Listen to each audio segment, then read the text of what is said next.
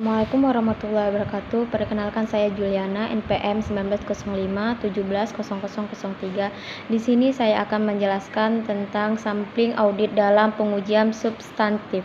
Pengertian sampling audit. Sampling audit adalah prosedur audit terhadap unsur-unsur suatu saldo, akun, atau kelompok transaksi yang kurang dari 100% dengan tujuan untuk menilai beberapa karakteristik saldo akun atau kelompok transaksi tersebut.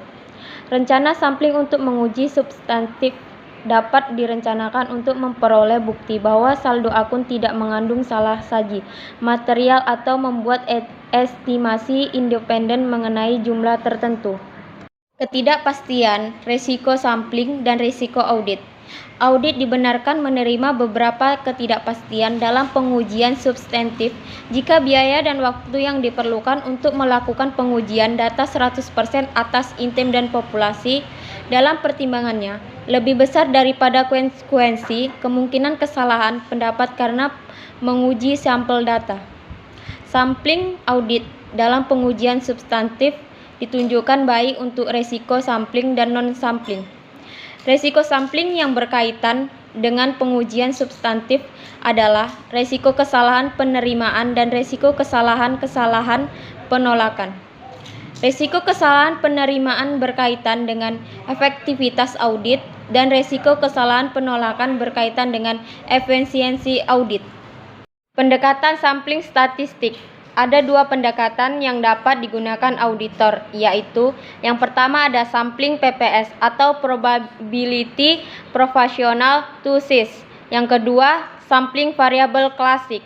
PPS atau Probability Proportional to Size. Sampling PPS adalah pendekatan yang menggunakan teori sampling atribut untuk membuat kesimpulan dalam jumlah nominal, bukan dalam tingkat penyimpanan. Bentuk sampling ini dapat digunakan dalam pengujian substantif atau transaksi dan saldo akun.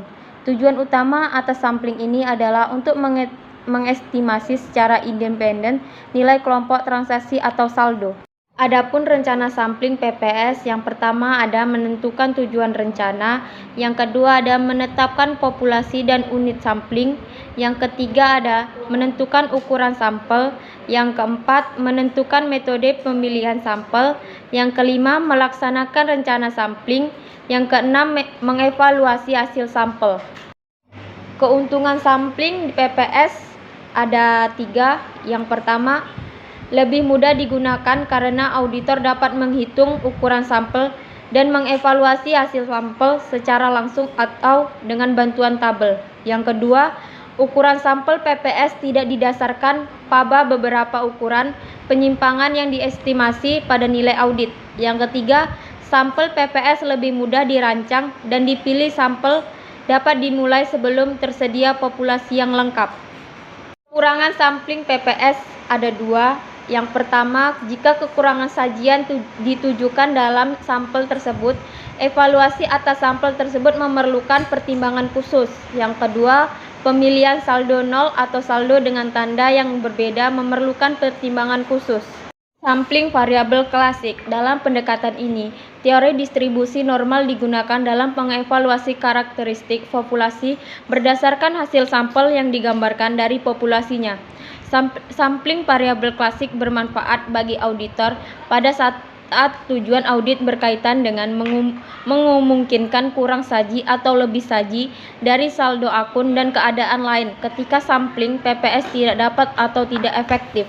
Keuntungan sampling variabel klasik ada 2. Yang pertama, sampelnya lebih mudah untuk diperluas daripada sampel PPS. Yang kedua, saldo nol dan saldo yang bertanda berbeda tidak memerlukan pertimbangan perencanaan khusus.